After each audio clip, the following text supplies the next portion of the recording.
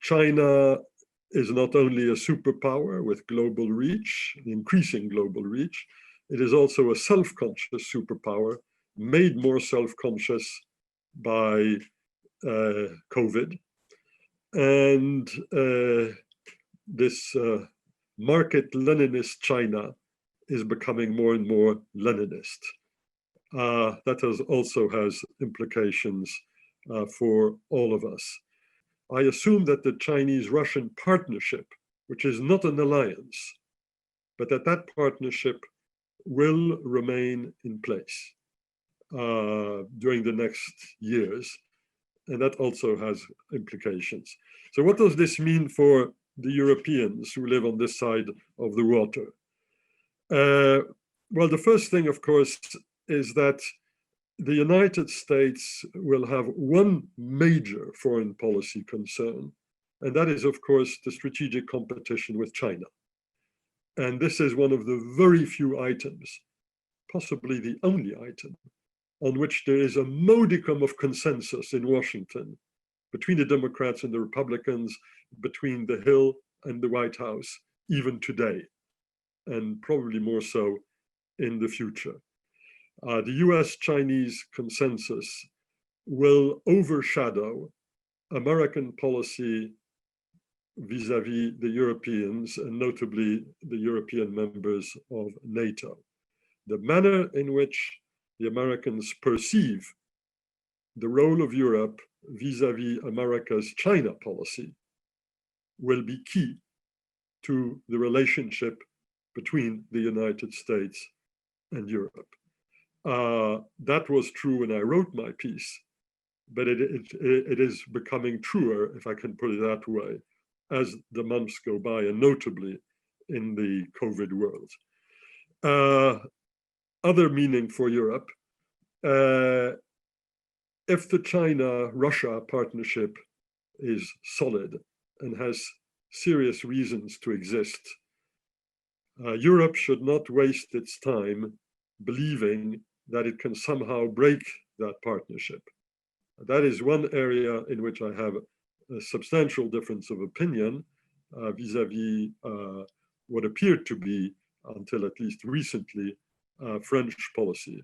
The underpinning of the strategic dialogue advocated by Paris was that this would help get Russia away from China's embrace.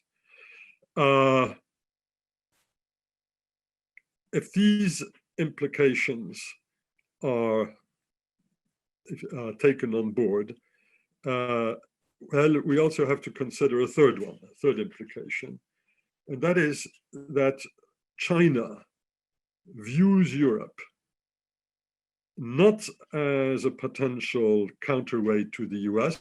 That was China policy 20 years ago. It does not even view Europe as a potential partner.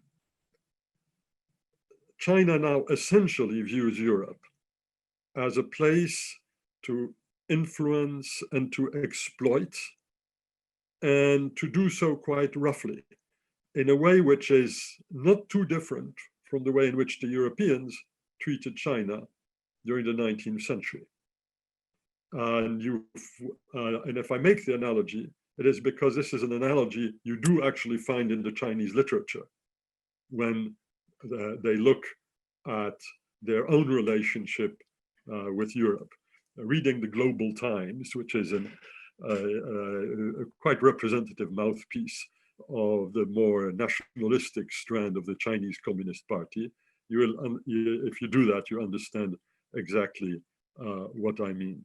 In other words, we have become an object of predation by China. And this also has been accentuated, sometimes spectacularly, by COVID. Many of us, many of you, have been the object of mask diplomacy. Many of you, possibly all of you, have been the object of wolf warrior Chinese bad manners in your own countries. That should make it relatively easy to entrée en matière between the United States, the post-Trump United States, and Europe on how to handle China. And here I get to the prescription. I suggested, this is what Marta was alluding to, that NATO should do something in some ways similar to what we did with COCOM back during the Cold War, but a much bigger version of COCOM, a broader spectrum version of COCOM, and one more directly tied to NATO than COCOM was. To make this not a decision-making body, COCOM did not take decisions.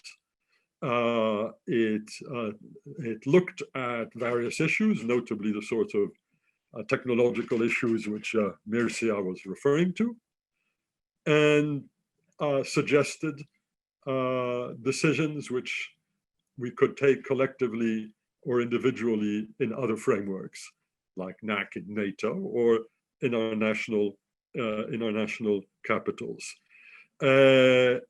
This is something which I think is doable. This is something which I think the Americans will press on us. Biden, unlike Trump, will seek coordination and cooperation between the Europeans and the US on how to handle China. But we must be aware that this is going to be quite tough, because our interests will not always coincide all the time at every moment. 5G is easy because the Americans are not actually trying to sell us anything. The Americans are telling us, you have two world-class 5G firms with Nokia and Ericsson. Why do you want the Chinese to do it instead of you? Well, we eventually thought, most of us, I think, actually came to the conclusion that maybe the Americans were right. But there will be many other cases in which it won't be that simple, where there won't be a Nokia, where there won't be an Ericsson, where there will be an invitation to submit to specifically national American interests in the name of the greater Western good. And this leads me to two final points. First of all, the EU has to be involved in all of this, but that goes without saying. The Commission has moved a lot.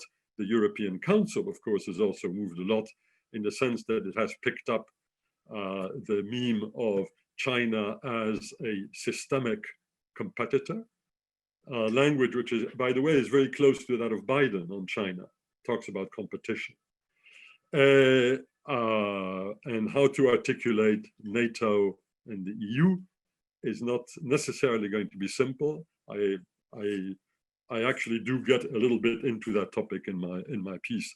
I can only invite you to read it. But the final point is about strategic autonomy, precisely because American and European interests on this or that aspect of China policy, the interests are not going to be identical. The Europeans have to have the ability to at least understand what is going on and what is the nature of their own interests. The Americans have put in place since a long time the Committee on Foreign Investment in the US, which has become over the last few years a more powerful tool than it already was. It always was powerful. It has become much more powerful, much more China focused. The Americans have the ability to probe in depth into what is the nature of the Chinese challenge in this or that or the other area.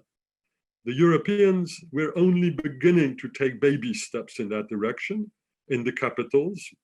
A bit more than half of NATO's members actually now have some sort of national screening mechanism on foreign investment, but not all of them. And the EU, of course, because the number of EU countries are under heavy Chinese influence, notably those who are part of I always forget how many there are now because the Chinese have collected a few more over the last few years. The 16+1, I think it is, operation. So to get a consensus to create a European committee on foreign investment, we are simply not going to get that, but at least there's some sort of observatoire, an exchange of information which can and does begin to take place. But if we don't have our own understanding of what is going on in artificial intelligence, what is going on in quantum computing, what is going on in the latest avatars of the online world and so on, if we don't have that, we will not be in a position to have a sensible and balanced discussion with our American friends and a discussion with a view to coordinating policy. I mean, I deeply believe that the basic US and the basic European interest vis-a-vis China is similar in terms of values and in terms of the kind of threat which China presents for both sides of the Atlantic. But interests are not always identical all of the time on every issue. And we are not going to be able to have that civilized and difficult discussion if we don't increase our European strategic autonomy. This may be a strange place in which to find the theme of strategic autonomy, but it is there, and we had better act as a consequence of that, because if we don't acquire a greater degree of strategic autonomy, we will be subjected to American pressure, which we will have great difficulty in dealing with constructively, because we won't always understand what it is even about. What Mircea was saying about the lack of large tech firms in Europe is, with some exceptions, perfectly correct. 5G happens to be a big and major exception, but it is an exception.